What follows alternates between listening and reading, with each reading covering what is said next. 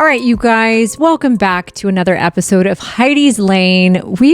I'm feeling so good about these episodes because I get to teach you things that I didn't necessarily come up with, but these are things that have helped me so much in my life. Things that I learned from someone else, from other places, a book, seminars, whatever, my dad, different people in my life who have taught me some really incredible tools as I've navigated my own life.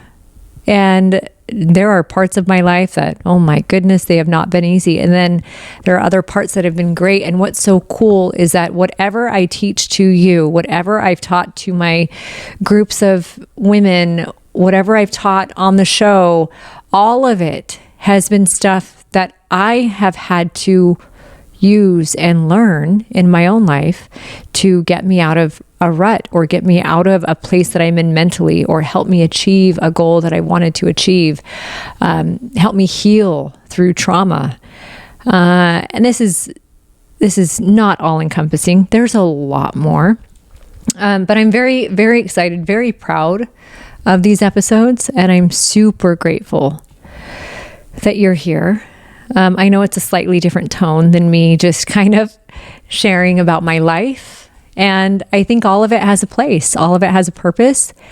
And my hope for you is that through this, you will hear what you're meant to hear in it. And I truly believe you will. So today's episode, this is my final part of my 5-part series to the No Fail New Year. Now, just as a reminder, it's not just this year, it's beyond. This is truly, it's a 5-part series on what I believe will help you live a better life. And I think what I'm sharing this week is the perfect conclusion to the series. Just to recap, we went through integrity, specifically in the importance of personal integrity and how it is the key to achieving any goal, the key to a better life, the key to self-love and dignity. Then we went in and we talked about thoughts and overthinking, like how what we think affects every single part of our lives, our goals, and ultimately who we become. We then went into change and realistic expectation, which was so mind-blowing. It's one of my favorite episodes, my favorite things to teach, and just how to navigate the many stages of change so we can actually achieve our goals and know that we're not alone, have realistic expectations during. And then last of the 5-part series was the thief of joy, comparison. Thief of joy, happiness, peace, achievement. So we talked all about comparison, not just to other people, but how sometimes we compare ourselves with our old self, which is detrimental. So we went through all of that. If you missed any of the episodes, do not worry. This episode in and of itself is whole and complete. But if any of those topics seemed like a thing that you need, I highly encourage you to go back and listen, right? I know I come out with 1 episode a week. It's a lot. Especially because my episodes are close to an hour, a little over an hour. But I believe you're going to catch what you're meant to catch. So I saved the final key number 5 in my No Fail New Year for a reason. What is the reason? The reason is because I know you're going to have ups and downs. Probably many ups and downs. And as you strive to achieve your goals and become the person you want to become, this is just what's going to happen. And the process can be so frustrating. Like there are going to be times when you want to give up, not just on your goals, but like as a mom, when you feel like you can't do it well, when life feels so hard at your job, whatever it is. Maybe your transformation journey. My plea to you is to not stop. I know we talked about this a lot in the 5 stages of emotional change, the 5 stages of any goal, anything we attempt. We know that we're going to reach that informed pessimism that goes into the valley of despair. And after that, we're going to come to the informed optimism, right? So we're finally getting better. So know that everyone goes through that valley of despair. So the final key I'm going to share today, it's the perfect way to wrap up the series. And it's a key that can keep you going through all of the I can't do this times. You know exactly what I'm talking about. We all have the I can't do this times. So this key has everything to do with a 3-letter word that I'm going to share later. And this 3-letter word is a game changer. So we all live in our own personalized worlds, and each experience and meaning is completely different to all of us. Like I can have the same experience you have, and what I see and how I experience it is going to be completely different than how you see and how you experience. I don't know if we've talked about this before. I feel like we have because it's something I've talked about so many times, but example, growing up, if you had siblings, how you viewed your childhood and how your parents parented you guys is going to be very different than how your sibling views his childhood or her childhood, and how your same parents parented all of you guys, right? I had an experience the other morning with somebody where I thought it was the best, most amazing, magical morning. And I thought everyone was enjoying the morning the way that I was. And then later on in the day, this person experienced how terrible that same morning was for them. And I'm like, wait, what? Right? So knowing that we all live in our own personalized worlds, and each experience and meaning is completely different to each of us. So here's why. Our personal realities are shaped by our actions. Our actions are shaped by our mindset and our beliefs. Our mindset and beliefs are shaped by our thoughts, right? And our thoughts come from sometimes how we were raised. So the morning that I had with this person and a handful of people that I thought was so blissful, like I thought it was so blissful and amazing, I was shocked that this other person had this experience so drastically contrary to mine. And then I had to sit there and think, okay, wait, hold on. This person's lens with which they're viewing life is the result of their mindset, their beliefs based on their thoughts, based on their upbringing, right? So it's different. They are looking at the world through a different set of glasses than I am. And no two people will ever wear the same glasses, ever.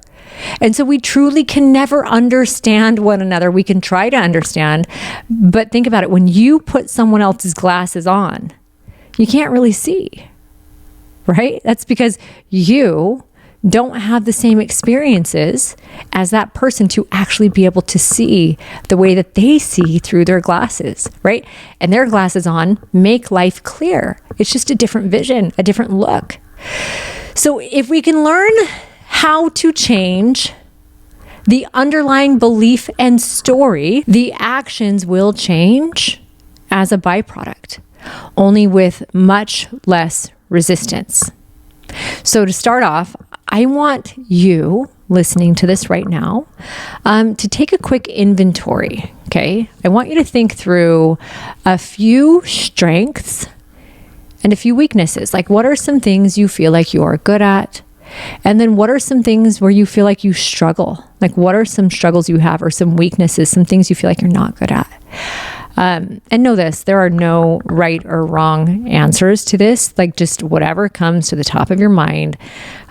Like a few of mine, just kind of to the top of my mind. What am I good at? Strengths. I'm productive. I'm very hardworking. I believe that I am accepting and I love people for all of who they are.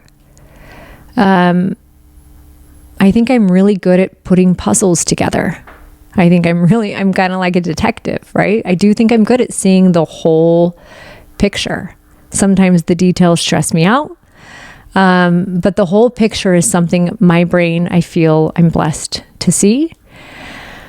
I'm good at seeing in others what they can't see in themselves. Some things I don't feel like I'm good at. I don't feel like I'm great at cooking. I'm not a good cook. I don't feel like I'm good at knowing where I'm supposed to be in life, right? Like I feel a little lost. I feel like I haven't found my way in some ways. For example, like I'm venting or kind of talking, expanding. But since I've kind of made this little business transition to less work, more home, there are parts of me that feel a little lost, right? So I don't feel like I know where I'm going completely.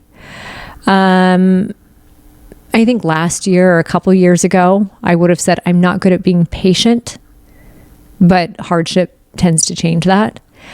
Another thing, I'm not good at being creative. Like I'm not good at making reels at all. And social media stresses me out. Okay. So I'm also not good at tightrope walking. Like I know I'm not good at tightrope walking because I haven't done it. Now, hopefully that gave you time as you were listening to me ramble, gave you time to make your list. Now I want you to take one weakness. Oh, I'm going to add one because this is a weakness I'm going to use for mine. Another weakness I have, or something that I feel like I'm not good at. I don't feel like I'm good at fitting in. And that's real. Like I don't feel like I'm enough in a group ever. You can put me in any group and I feel like I stick out like a sore thumb. I feel like I don't know how to fit in, right? And I think that goes down to my enoughness. And I'm going to add another one because this is a really good one. Sometimes I don't feel as smart as everyone else in the room. Like I know I'm smart. Maybe I don't feel as savvy or as accomplished in my education, right? So you can take any of those. But whatever is the biggest weakness that comes to your mind, I am this, I'm not this, I'm not enough, I'm not smart, I'm not patient. What is the one that sticks out to you the most? What is that negative self-talk when it enters your mind? What does it say? I'm going to go with, I'm not enough, right? Or I'm not as smart as everyone else. Okay? I want you to ask yourself, where did I learn this? If you don't feel like you're smart enough, where did you learn this? If you don't feel like you're patient enough or you're obedient enough, was this something you got in trouble for when you were 10 years old from your dad? Was it something someone said to you that made you feel like it was a weakness? Is it the voice from your inner critic? Right? Like, I'm not successful. Is that the voice of your inner critic? Maybe my not being patient before has landed me in deep crap. How about your not believing you're smart enough with that? Like, I'm not smart. I'm not good. I'm not worthy. Those negative thoughts or those perceived weaknesses, I want you to think of how many things you've missed out on because of that thought. If you believe you're not smart, maybe it had something to do with you being embarrassed in the 5th grade when you got up in front of the class to read a book and you stumbled all over your words and the kids laughed. Or maybe your dad cracked a joke to one of his friends when you were a kid about how all of his kids got book smarts and you got street smarts. Does any of that ring a bell? Or maybe, this was me, maybe you got straight A's in high school. Then, when it didn't come naturally in college because it's a totally different format and you were struggling with things that were just outrageous inside of an eating disorder, you got D's and F's, and then maybe you felt like you weren't smart at all. So I want you to think about how many choices you have made in your life based around the idea that you're not good at something. I'm not good at my finances. I'm not good at picking men. I'm not good at this. What are you not good at? How many choices have you made? How many things have you withdrawn yourself from? How many things have you said no to because you feel like you're not good at it. I'm not good at swimming. I mean, I know how to swim. This is really me telling you. I know how to swim fine. You would see me in a pool and be like, she knows how to swim. I'm not confident in my swimming skills. The number of things I have bowed out of because I don't want people to see that I'm not the greatest distance swimmer is insane. Okay? So I want to tell you about a girl I know, a good friend of mine. And if you saw this girl, you would think she had it all together. So this girl was naturally smart. She graduated from high school with honors. She was unknowingly, had no clue, I don't think she did, that she was popular in high school. She had a lot of friends. Her dad was super successful, and he always reinforced that people in their family could do anything. So there was a lot of positive reinforcement. Her brothers graduated high school with honors. One got into a prestigious grad school, was on really good track to success. Her mom and dad always told the people that they knew how proud they were of their daughter because she was so smart and she was so athletic, until she wasn't smart anymore and she wasn't athletic anymore, or she didn't think she was. And while this girl seemed to have it all together on the surface, she was insanely insecure about who she was underneath. She felt like a fraud. A complete fraud, like the weak link in the family, like the one who didn't fit in. Like her parents had it all wrong, and everyone else who thought so highly about her also had it wrong. And for some crazy reason, in her teenage, undeveloped brain, she never, ever felt worthy or enough, ever. And as a result, this girl found herself battling some pretty severe demons at a young age when some health issues kicked in. And if she wasn't healthy, she was no longer athletic. And that's what her parents had told her that they loved about her. That's what her parents had said made her enough. Naturally, her health spiraled. And when her health spiraled, so did her grades, and her ability to focus was gone because she was dealing with demons. Her grades were gone. She was suddenly getting not passing grades. She was no longer smart. And if she wasn't smart, she was even less lovable. And that's what she told herself. She really did not see any way out. She didn't know there was a way out. And she felt like this was her only way. Like this life of misery was her only path to live. This girl's insecurity about who she was completely debilitating. And you see her dad, he had super high expectations of her and the family, which is great because it usually meant that she succeeded at everything she tried. But also, because he cared so much about her being and the family being successful, sometimes her dad was a little bit controlling when she lived at home, mostly because he didn't want her to make the same mistakes he made. So she never really had much of a chance to do anything on her own. Not making choices on her own meant she never really had a chance to learn and to grow. And when my friend was 18, her first job was a hostess at a pizza joint. Let me just say this too. My friend ended up leaving the house against her dad's will. And it was a hard road for her because she didn't really have a chance to grow and develop in ways that some people, and mess up. She didn't have a chance to really mess up because her dad protected her and kept her in a bubble. And she didn't really go out much.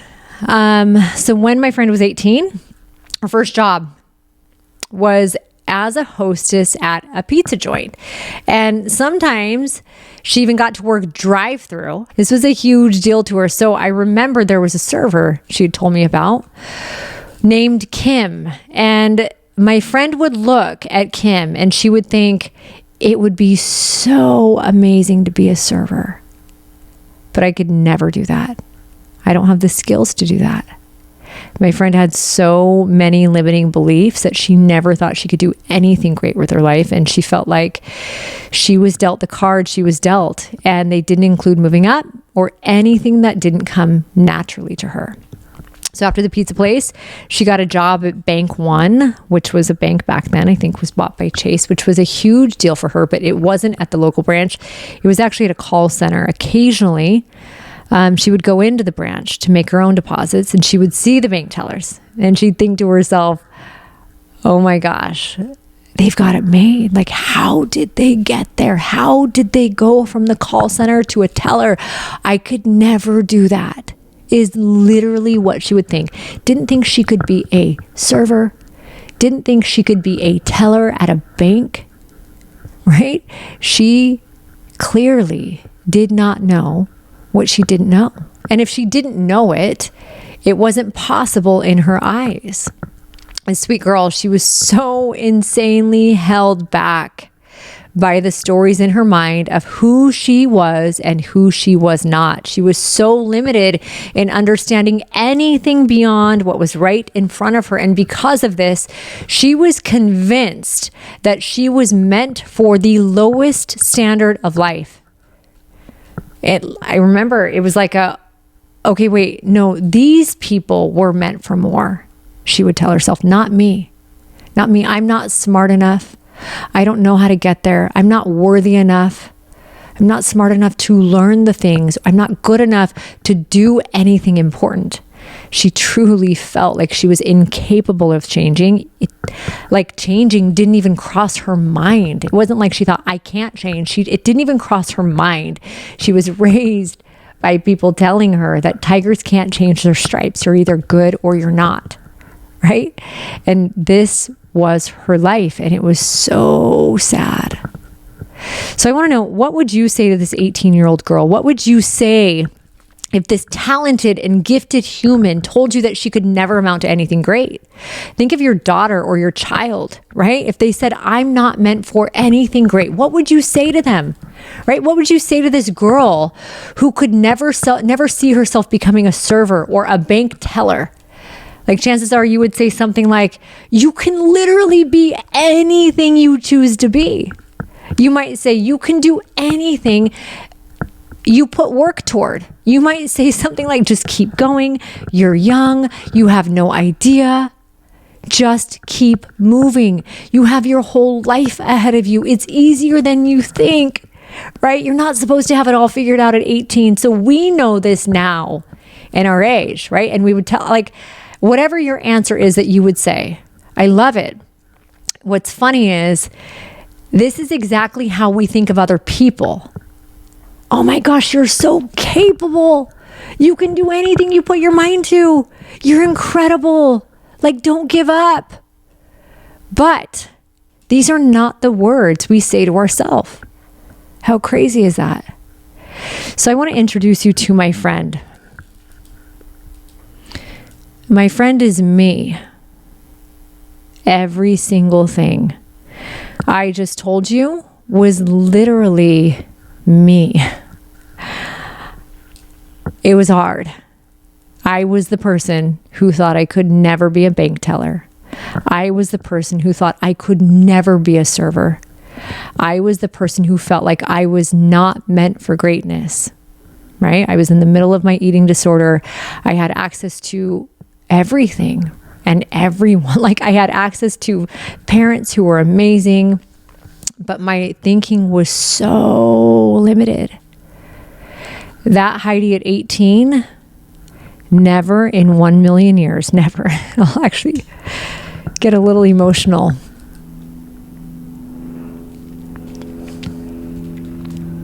She never would have thought that this would be me.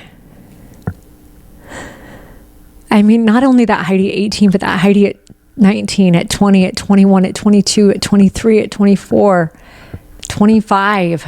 Like, there were some really dark years and years guided by my eating disorder, like I said. But I truly had the most limited thinking. Maybe it was until about 21. So limited, so limited. So why is it that someone who had access to everything Or, I mean, we all have tools right in front of us. You're listening to a podcast. There are tools everywhere on free podcasts. We have access to tools to help us change our mind. Why is it that we believe, or that Heidi at 18 never imagined she would be where I am today? This is what I'm going to teach you about today. Why is it that even when we know the road, when you can Google it, right? And even when our parents tell us over and over how smart or athletic or whatever, or that we're the best at everything, right? And evidence tells us that we're smart in certain areas, we still have such a skewed and low view of who we are and what we are capable of. Is this something that you identify with? I want you to be honest with yourself right now. So I'm going to introduce you today to two concepts. It's really like a marriage of two concepts that were mind-blowing to me. Mind-blowing. I'm going to introduce you to fixed and growth mindsets. This is a super cool concept pioneered by a researcher named Dr. Carol Dweck. And she teaches about this in her book called Mindset. I'm going to make sure I have a link to the book for you in the show notes. But before we dive into fixed and growth mindset, what exactly is mindset? Just mindset, no fix, no growth. What is mindset? Dr. Dweck says, quote, she says, mindsets frame the running account that's taking place in people's heads. They guide the whole interpretation process, is what she says. So essentially, a mindset is an acquired belief system that is created from someone's experiences of the world. What we experience, what we see, what happens to us, and more importantly, how we respond to what happens, it creates an internal operating system that we use to run every single area of our life. So now we know what mindset is. What is fixed mindset? According to Dr. Dweck, she says, quote, in a fixed mindset, and I want you to pay special attention to her words here. In a fixed mindset, people believe their basic qualities, like their intelligence or their talent, are simply fixed traits. They spend their time documenting their intelligence or talent instead of developing them. They also believe that talent alone creates success without effort. So they see their intelligence or their talent as something that's fixed, that can't move, right? And then they spend their time documenting their intelligence. Like, okay, how smart I am, how talented am I? Instead of developing their intelligence or developing their talents, right? Because they believe that talent alone is all that you need to create success, not hard work. I thought that for most of my life. Then Dr. Dweck, she continues and says, quote, I love this. She says, a fixed mindset creates an internal monologue that is focused on judging. Quote, this means I'm a loser. This means I'm a better person than they are. This means I'm a bad husband. This means that my partner is selfish. In several studies, she says, we probed the way people with a fixed mindset dealt with information they were receiving. We found that they put a very strong evaluation on each and every piece of information. Something good led to a very strong positive label, and something bad led to a very strong negative label. Oof. So good. Do you ever do any of this? Think of the term, I said it at the beginning, tigers can't change their stripes, or you can't teach old dogs new tricks. I still find myself saying these things sometimes or thinking them because that was ingrained in me growing up, right? Those two examples, tigers can't change their stripes, can't teach old dogs new tricks. Those are such fixed mindset ways of thinking. And this is exactly where my mindset was back then. Another common fixed mindset way of thinking is, and I say this, and I have to be careful with it. I say it as long as it's not hurting me, but sometimes it hurts me. And that saying is, everything happens for a reason. That's a fixed mindseted way of thinking. We think this kind of a thing when something bad happens and it's supposed to be comforting, right? Like other times it's said because something good has happened as a way to affirm something more than blind luck. So the belief can be nice at times, but I've actually found the opposite to be true more often than not. So instead of everything happens for a reason, it becomes everything happens, and then we assign a reason to it. Because we do. You get a flat tire and automatically you think, I'm cursed, right? You try to talk to someone new and maybe they're a little bit cold. And you say, see, I'm weird, I'm odd, I don't fit in. You are assigning a reason to what happened. Do you see the difference? Trying to assign a meaning to everything is a hallmark trait of a fixed mindset. And I'm going to talk in a minute about why this can be so damaging. But first, I'm going to share some of the traits that someone with a fixed mindset has. And all of these come from Dr. Dweck. She says, fixed mindset people believe that intelligence is static. They feel threatened by the success of other people.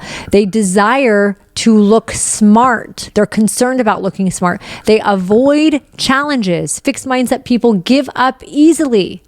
They see effort as fruitless, or worse. Fixed mindset people ignore useful negative feedback.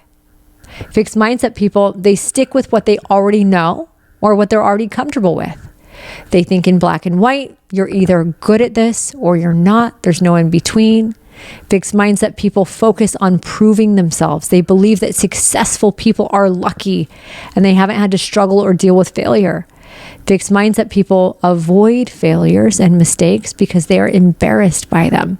They also use excuses to justify lack of skill, knowledge, and talents.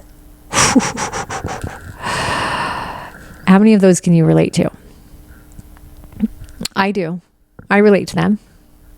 And I love that I'm aware of it now, right? These are things I related to more of them in the past, and I still listening to what I'm saying. I still relate. So what can be the results of having a fixed mindset? So research has shown that fixed mindset people have increased dissatisfaction and disappointment. They have decreased self-awareness. They encourage mediocrity, like, hey, average is okay. Fixed mindset people, they have stagnation. They avoid opportunities. They run away from challenges. They actually have been scientifically proven to have less brain activity when trying to complete a task. And they compare themselves to people doing worse than they are instead of looking at how they can improve. We just talked about that in another lesson. You're the average of the 5 people you spend the most time around. That's biology class syndrome, right? They're in situations with people who they know are worse than them at something so they can appear better. As a result, their results are worse in the end. And of course, they have very low self-esteem and confidence. Of course. So growth mindset. Let's talk about the opposite. We already talked about fixed. Now let's move on to growth. Opposite end of the spectrum. We have a growth mindset. Dr. Dweck defines the growth mindset as people with a growth mindset are also constantly monitoring what's going on. But their internal monologue is not about judging themselves and others in this way. Certainly, they're sensitive to positive and negative information, but they're attuned to its implications for learning and constructive action. For example, growth mindset people say, what can I learn from this? How can I improve? How can I help my partner be better? Right? So what traits do you have when you have a growth mindset? We talked about fixed mindset. What traits do growth mindset people have? They have these traits. They don't try to label everything as good or bad. They don't assign reason to things that happen. There is no failure, only feedback. Everything to someone with a growth mindset is a learning experience. Every failure is an opportunity for growth. They believe intelligence, skills, talents, and interests can be developed and grown. They see effort as the path to mastery, not just talent. They find inspiration in the success of others. They persist in the face of setbacks. They embrace challenges as opportunities to grow. People with growth mindset learn from criticism. They value and even ask for feedback, even if it's harsh. People with a growth mindset, they desire to learn. They focus on the process and consistent progress. Growth mindseted people know that failure is part of success and learning. And finally, people with a growth mindset realize that everyone makes mistakes. There's no shame in making mistakes. So what are the results of growth mindset individuals? According to Dr. Dweck, she says they are more comfortable with taking risks. They are more comfortable stretching for goals. They have higher motivation, enhanced brain development. They have lower anxiety, lower stress and depression, better work relationships, better relationships in general, way better results at the things that they attempt. And the most important thing, people with a growth mindset have been proven scientifically to have higher levels of confidence, peace, happiness, and sense of self. Sign me up for that. So after hearing all of that, I want to know, what kind of a mindset do you think you have? And no answer is wrong.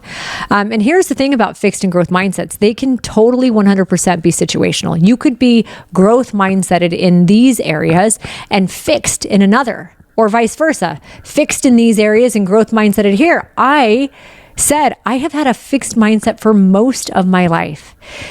Growth mindset was something I did not really understand until, and I don't even think I knew the language to it, right? But I didn't realize that I could improve at something until probably I was in transformation. When I started helping with the show and was brought on camera, and I saw like the power of what I could do.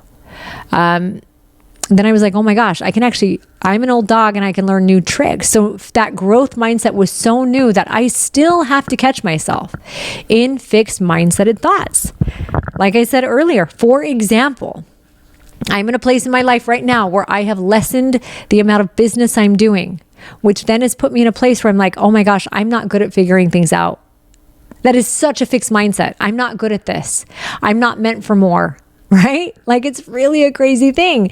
And I have to constantly remind myself, I can teach myself anything. I can literally scrap it all and reinvent who I am at any point in time, at any age. Many people have done it before me, right? So I want you knowing that. Biggest thing I want you to know is you can change your mindset. You can completely change your mindset, but here's one very important thing to keep in mind. Yes, positive thinking is a growth mindset thing, but I'm not saying that you can just change your world by just thinking happy, positive thoughts. That's not the way that it is. I'm not saying that you can speak into the universe and things will just happen without you doing any of the work. That's not the way that it goes. A key part of changing your mindset is being realistic about what can or should be changed in the first place. So you can't just say, I'm going to be a professional tennis player and know that having a growth mindset is enough. It's not. It's not enough. Adopting a growth mindset, yes, it is the first step toward the goal, but another crucial step is actually changing your thoughts to a growth mindset way of thinking and then backing up those thoughts with action. So, side note, I did a whole episode about our thoughts and overthinking a few weeks ago. If you haven't listened to that, this is a really good one to kind of spin off of what we're talking about now. It's a mine of gold nuggets that I know can change your life. So now the next question is, how can your thoughts help you adopt a growth mindset? Here's the process. Thoughts lead to emotions. Emotions lead to actions. Actions lead to habits. Habits lead to character and destiny, and ultimately achieving your goals. Right? See how the process, it totally feeds itself. And when you understand this process, you can accomplish anything you set your mind to. Anything. Okay, so what are 4 ways, if you have a fixed mindset and you're like, gosh, I really want to figure out how to have a growth mindset. How do I do that? Number 1, I'm going to give you 4 steps, 4 ways, okay? Number 1, you're going to beware of your internal dialogue. Number 1, beware of your internal dialogue. This is so important. So I've kind of noticed that there are basically 3 ways that you're not so positive, you're less positive, you're negative. Inner voice can be categorized. You either have a cynical voice, you have an insecure voice, or you have a negative voice. Okay? The first step is to become aware of how your inner critic or your inner voice talks to you when it speaks to you. Is it more cynical? Is it saying something like, hey, that's probably not going to work like you thought it's going to. Don't be stupid. Is it insecure? Maybe saying something like, they're all going to judge you. They're all going to judge you if this doesn't work out. Or is it negative? Is it saying, who do you think you are? You can't do this. Right? So if you hear that person and she's a total negative Nancy, anytime she starts talking, what I want you to do is I want you to say, hey, Nancy, no thanks. I'm not interested today. I don't need what you have. Or maybe you can say, hey, Nancy, thanks for the feedback, but I'm going to take it from here. I'm all good. If I need you later, I know where to find you. But the key with these inner voices, these inner unhelpful voices, it's to distance yourself from them and remind yourself that you are not that voice. You are not that voice. Be an observer of that voice. Don't be that voice. The second thing, reframe how you speak to yourself. Reframe it. This is a big one. When you hear this, what I'm about to say, the way that you speak to your kids, the way that you speak to your coworkers, and the way that you speak to yourself is going to change. It just is. Watching your words, no matter who you're speaking to, is so important because words carry so much power. So first of all, I want you to reframe everything that you label yourself as from a noun to a verb. So instead of saying to you or your kids, you're smart, you could maybe say, you work so hard on that. Instead of saying, you're a great artist, maybe you could say, you drew that amazingly well. So see how I'm doing that? Taking a noun, making it a verb. The big difference is that when you label yourself as a noun, a person, place, or thing, you're implying that you or that thing is a fixed asset. It's fixed. It's stuck. Okay. Like my dad would say, it's the whole, you're smart, you are athletic, lanes are the best at everything or whatever it is. So I went throughout my life thinking I had to be smart. I had to be athletic. I had to be the best at everything I touched, or I wouldn't fit in. I wouldn't be worthy to be in my family. Oh my gosh. As I'm even saying this right now, I'm like, I said at the beginning, I don't fit in. I don't feel worthy. It's because my way of thinking that I'm still rewiring is that in order to be enough, to fit in and to be worthy, I have to be the best. And I'm not the best because we live in a world where there's always something better around the corner, right?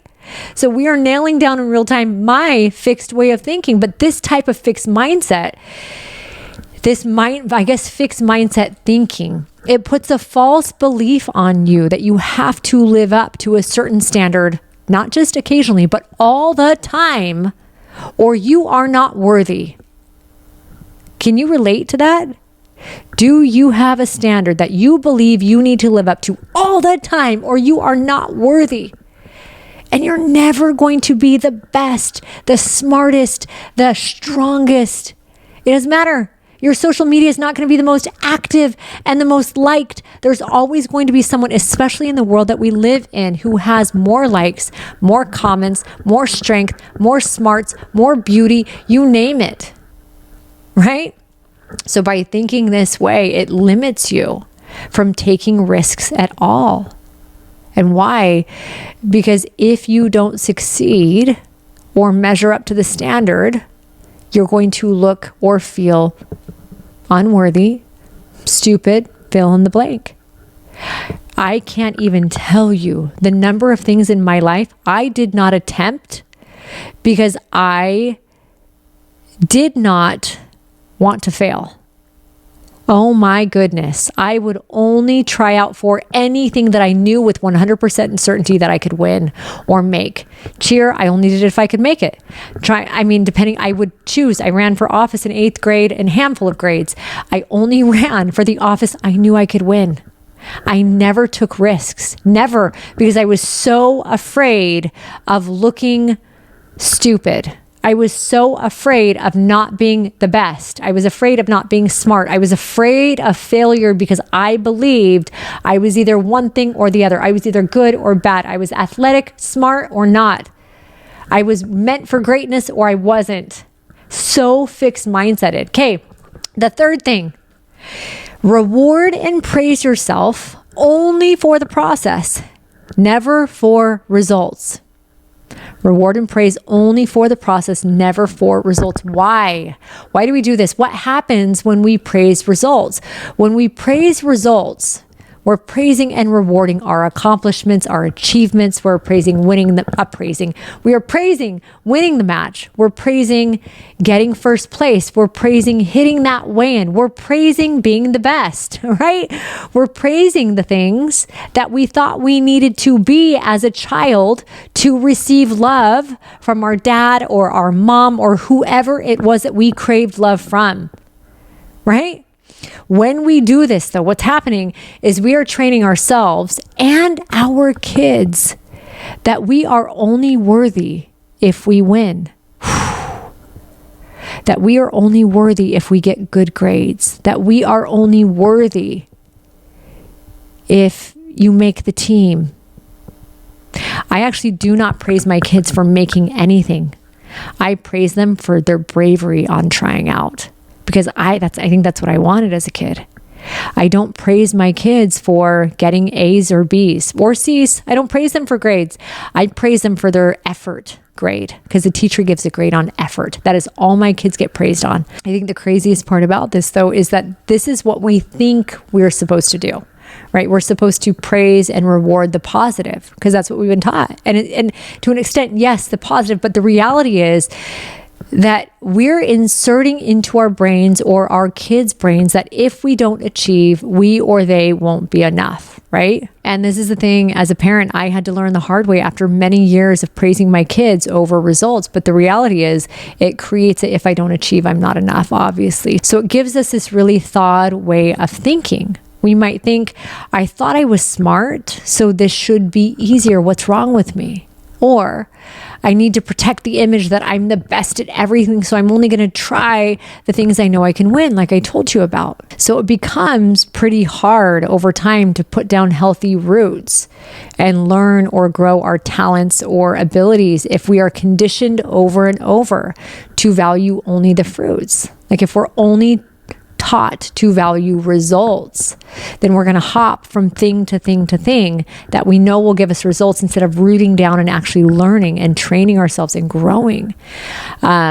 This kind of praise, it causes our self-worth to be wrapped up in performance and results, which can be super limiting. Okay, so what happens when we praise the process? I know I kind of talked about this already, but let's just clearly define what it looks like when we praise the process instead. When we praise the process, not the results. We're praising the effort made, not the milestone hit. It's like how I like to talk about the transformation game versus the weight loss game. I don't know if you heard that in Integrity Part 1, but we talked about this. The weight loss game focuses on the number on the scale and the results, which can feel and is most of the time temporary. It's not as fulfilling, and it actually can hurt the progress. Now, in the transformation game, which is mindset, heart set, soul set, we focus on the process. We praise non-scale victories. We start to notice things like decreased cravings, better moods, getting better sleep, feeling more energetic, feeling good about ourselves for sticking with goals and so on, right? So praising the process looks like noticing that you stuck to your plan for 3 days in a row.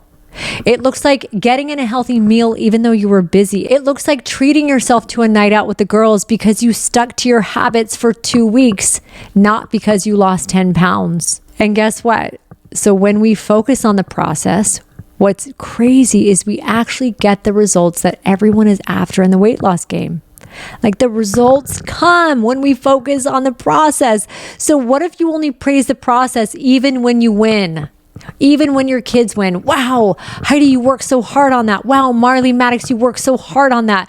Or when you get the promotion, maybe instead of saying, oh my gosh, you got the promotion. Wow, the dedication I had in order to get that promotion is huge. So praising the process, not the result. This is going to help you in more areas than you know in your life. And what's cool too is it also will help you take more risks because you won't be scared of falling, because the fruit or the victory in it is the process itself where you are learning and growing, not the end goal.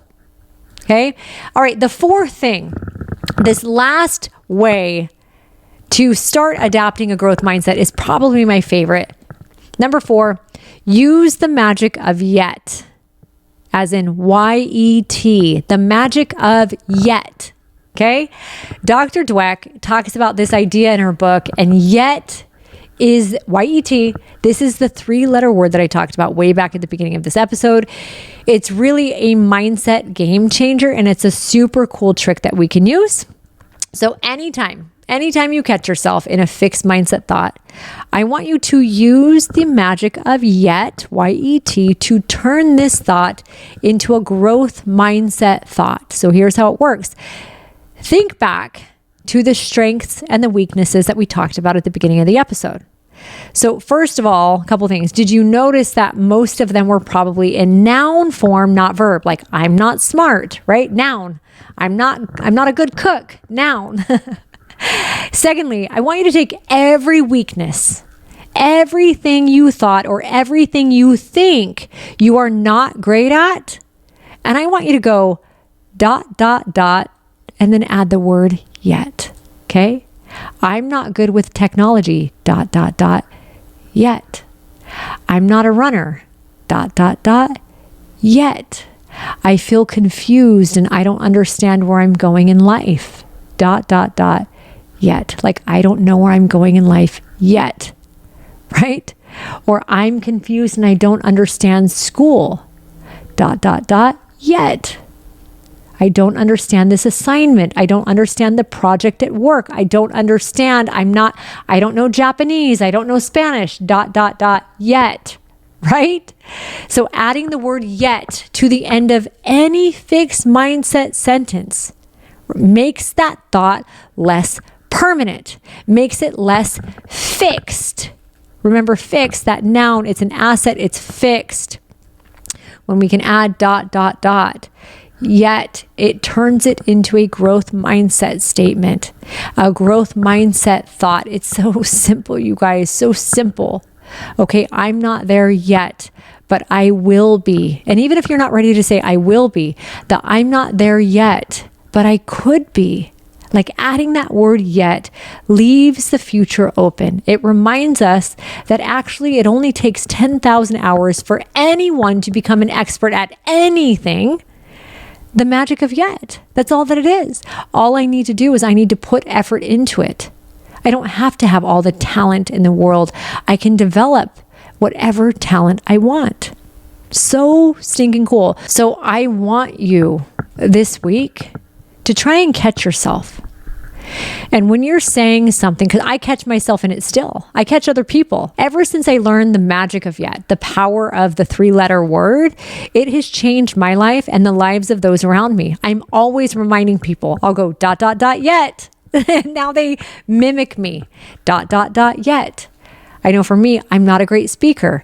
yet. I used to hate, you guys, being in front of the camera. Hated it. Despised it. I was no good at it. I didn't like it. And what's so cool is over time, I'm good. I'm actually great in front of a camera now. It is a skill I thought I would never develop, but with thousands and thousands and thousands of hours, it's something I can do easy.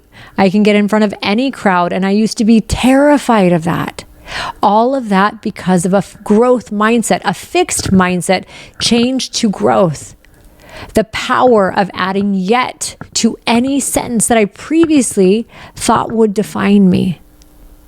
So I know this episode is long. It's jam-packed with so much information. So here's my invitation to you. In addition to adding yet to those fixed mindset sentences, I want you to go back and listen to this as many times as you need to. before or until you start changing your fixed mindset thoughts into growth mindset thoughts. Sometimes we just need it repeated, and remember, it's all about baby steps. This isn't a concept that's going to automatically overnight be ingrained in you and you suddenly have a growth mindset. This is just, you got to play around with it. You got to wear it over and over and over. Try on that hat every day. Okay, wait, power of yet.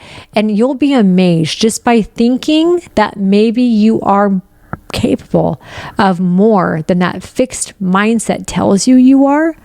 Just thinking it will lead you. Remember, thoughts lead to actions.